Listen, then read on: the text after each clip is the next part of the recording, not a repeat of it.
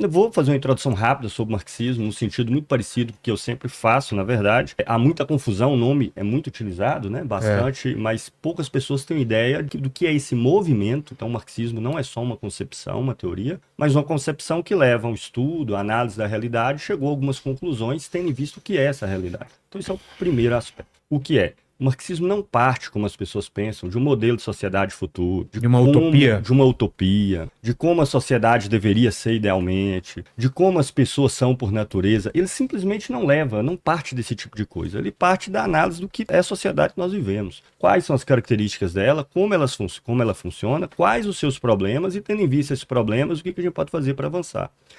E diante disso, esse movimento, ao estudar o que é a sociedade que a gente vive, e capitalismo para o marxismo não é xingamento, não é nada disso, é a forma como os homens se organizam nesse mundo que nós estamos hoje, na sociedade que nós estamos hoje. Chega à conclusão de que o capitalismo tem contradições, problemas que são insolúveis. O que significa isso? Que ele não pode se desenvolver de maneira continuada e consistente, sem gerar crise, sem gerar desemprego em massa, sem gerar situações que assolam a enorme maioria das pessoas, ainda que ele desenvolva a técnica continuamente, né? Desenvolva a técnica, a produtividade, tecnologia. Hoje nós estamos vendo aí inteligência artificial. E pior, todas as tentativas de solucionar, de administrar o capitalismo, todas elas estão fadadas ao fracasso no curto e médio prazo. Sejam elas intervencionistas por meio do Estado, sejam elas com maior abertura, com menor intervenção externa de algum agente externo, como o Estado, por exemplo. O que, aliás, se a gente parar para analisar, tem muito a ver com o que está acontecendo hoje. No mundo inteiro se alternam governos intervencionistas, normalmente caracterizados como esquerda, com governos com maior abertura econômica, normalmente caracterizados com direita, e, regra geral, todos eles saem desmoralizados e se veem a outra vertente. Depois se governa mais Uma 4, alternância. 8 anos. Mas não é uma alternância, a alternância não tem problema, é alternância marcada pela desmoralização Verdade. ao final de cada mandato. Às vezes se pega uma conjuntura favorável, permite um pouquinho mais longe, quando se E insiste... parece uma torcida da oposição totalmente contra para aquilo dar errado, para eles subirem ao poder. Uma E é ótima sempre questão. assim, não é? Sim. Então, o marxismo não torce para as coisas dar errado. A gente constata pela análise da sociedade que a tentativa de administrá-la vai dar errado, não por uma questão subjetiva, de torcida para aquilo. É igual um médico que faz diagnóstico de uma pessoa, descobre que ele está com uma doença gravíssima, que se não fizer um tratamento X, a pessoa corre risco de morrer. Ele não é um pessimista a respeito daquela pessoa, baseia no estudo que você tem daquela doença, das suas características, como que ela evolui. Então, é mais ou menos a mesma coisa. Então, quando a saída do marxismo é uma perspectiva revolucionária, não é uma escolha. Ora, não tendo solução em todas as tentativas de administrar o capitalismo, todas elas estando fadadas ao fracasso devido às características internas da própria sociedade. No debate a gente vai ter a ocasião aqui de detalhar vários aspectos disso. Não resta outra saída senão transformá-la. E essa saída não tem como ser conciliada porque você tem interesses opostos, interesses antagônicos. E o setor que pode fazer com que a sociedade se desenvolva para um outro tipo de sociedade, agora de forma planejada, racional, que as coisas não sejam reguladas pelo mercado, é identificado na classe trabalhadora, não porque ela está eleita a esse papel, ou porque ela vai necessariamente fazê-lo, mas porque essa transformação coincide com o atendimento dos interesses e necessidades desse setor da sociedade. Então, o que nós marxistas fazemos? Tentando convencer os trabalhadores desse projeto, procurando mostrar para eles como são ilusões as ideias de que eles vão melhorar de vida pelo livre mercado, como eles vão melhorar de vida por meio de um salvador da pátria que via Estado vai resolver o seu problema, ou por meio de uma organização, um partido que vai substituir a sua ação.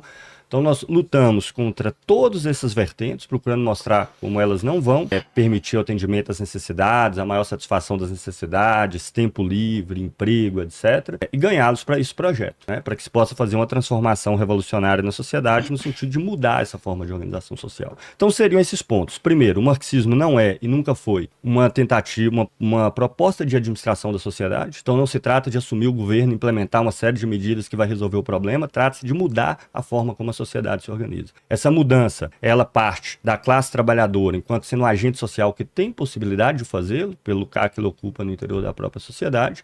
E a via revolucionária aí não é uma escolha, mas é uma via necessária, porque mudar a forma de sociedade não é fazer uma série de medidas meramente institucionais, significa mudar a forma como a sociedade funciona, significa ter uma apropriação comum de tudo aquilo, né, que é necessário para reproduzir a nossa existência, para produzir os bens que são usados para a sociedade inteira. Isso significa entrar diretamente em confronto com a grande propriedade, hoje cada vez mais concentrada, centralizada na mão de pouquíssimas pessoas e que não se rege pelo atendimento às necessidades de quem quer que seja, mas por um processo de acumulação, a gente vai ter ocasião de discutir aqui também com mais detalhes, que é um processo que não coincide com a melhoria ou atendimento às necessidades das maiorias das pessoas. Deu 5h45, né? Qual a pergunta? 5h50. Aí você também pode... Apresentação? Não é uma pergunta pelo que eu entendi. É só uma abertura. É só uma apresentação. Apresentação. A pergunta é o Então bloco você seguinte.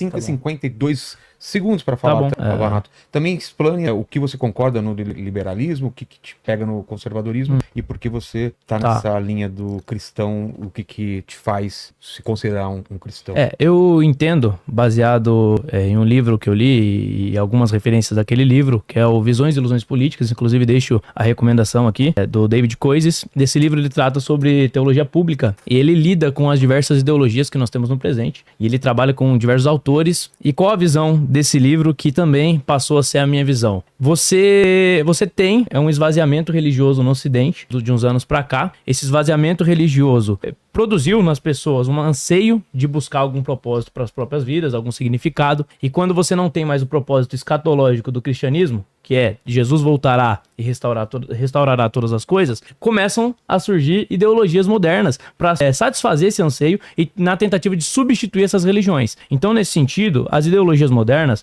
elas são nada mais, nada menos do que religiões seculares. São religiões imanentes que não têm o propósito transcendente, não acreditam, obviamente, numa restauração que venha de fora desse mundo, mas acreditam em um processo interno de transformação. E dentro disso eu incluo o liberalismo, eu incluo o conservadorismo, que é uma reação ao liberalismo, eu incluo também o marxismo e as diversas outras ideologias. E essas ideologias, elas são profundamente religiosas em sua estrutura, mesmo que às vezes não na teórica, na prática acabam sendo.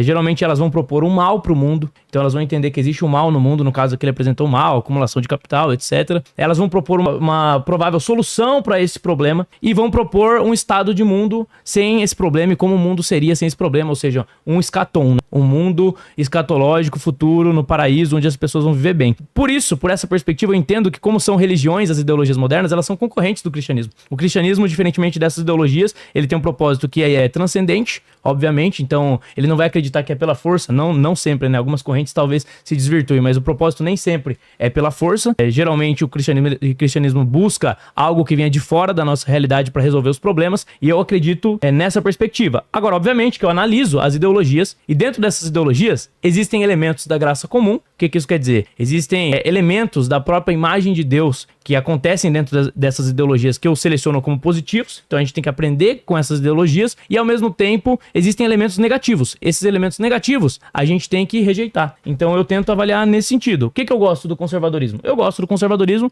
porque ele tem uma visão, um conceito de reforma prudente, que é, você precisa reformar, garantir melhorias no sistema, para que o sistema não colapse. Se você não reformar no longo prazo, você vai acumular problemas, vai acumular vícios, e esse sistema não vai poder perdurar. Então você tem que ter essa conservação, você tem que sempre olhar para a tradição, olhar para o passado e tentar buscar experiências daquilo que já deu certo, e não basear o futuro em algo que não seja sólido. Isso eu gosto do conservadorismo. Mas existem correntes conservadoras que podem cair também num tipo de relativismo moral. Por exemplo? A tradição, ela pode simplesmente balizar aquilo que é errado. A tradição... balizar um preconceito, balizar exatamente. uma exploração. Ela pode estabelecer um preconceito, uma exploração. E aí você tem que ser crítico em relação a isso. E é por isso que é necessário ter um juízo moral. E esse juízo moral, que eu acredito que está dentro dos homens, C.S. Lewis trabalha muito isso, esse juízo moral, ele nos permite julgar quais elementos de uma ideologia são corretos e quais não são. Então eu não acho que o capitalismo é perfeito. Obviamente, ele dá vazão para muitos vícios, inclusive. Então ele dá a possibilidade de você satisfazer e dar vazão a muitos pecados, inclusive. Isso gera consequências negativas. É só você olhar o nível de consumo de pornografia e de problemas relacionados à sexualidade, uso de drogas, etc. Tudo isso é potencializado pelo capitalismo, é uma crítica a ser feita. Agora, eu entendo, aí já partindo para minha defesa, eu entendo que esse sistema, historicamente, trouxe mais benefícios do que malefícios, e por isso ele deve permanecer.